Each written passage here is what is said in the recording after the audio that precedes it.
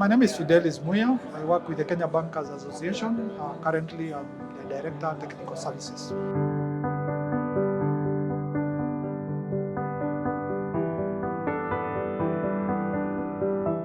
The Kenya Bankers Association is an association that represents 46 licensed commercial banks that are regulated by the Central Bank of Kenya.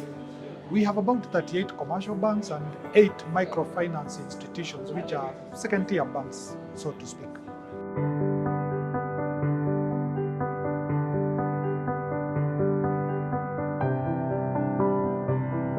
Well, like you probably heard in the speeches, Kenya is a highly digitized economy, and so to get member banks to agree on a digital agenda is not difficult.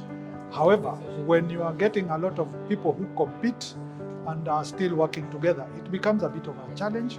But the value of the Kenya Bankers Association is because we are very closely working together with regulators and sector players. It is quite easy for us to basically sell an agenda that is common to everybody. So once we get them to agree on something that is common, then it's easy to get their support.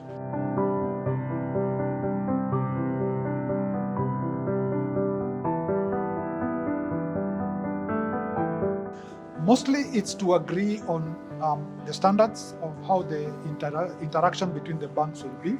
The settlement, because Kenya Bankers owns the clearinghouse for most of the payments, the checks, EFTs, and digital payments. So as a central settlement switch, we then play a pivotal role, and we are able to then facilitate the seamless payments and settlement.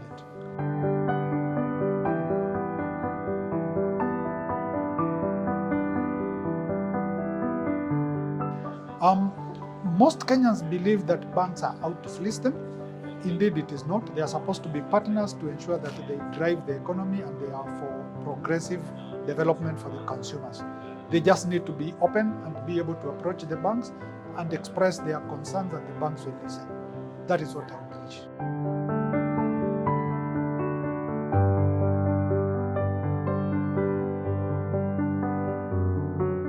The biggest challenges the SMEs have vis-a-vis the banks is that there is what is known as information asymmetry. The MSMEs do not have enough information to enable a bank to make a decision on whether a credit is viable or not. So what the KBA is doing is actually building capacity in MSMEs to ensure that they have the necessary information that a bank requires to enable them make a good credit decision.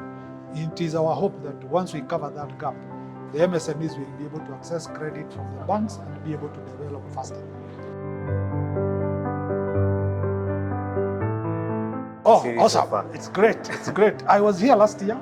This year has even been better. The conversations are very on top, and the topics are very interesting. So I wish you all the best.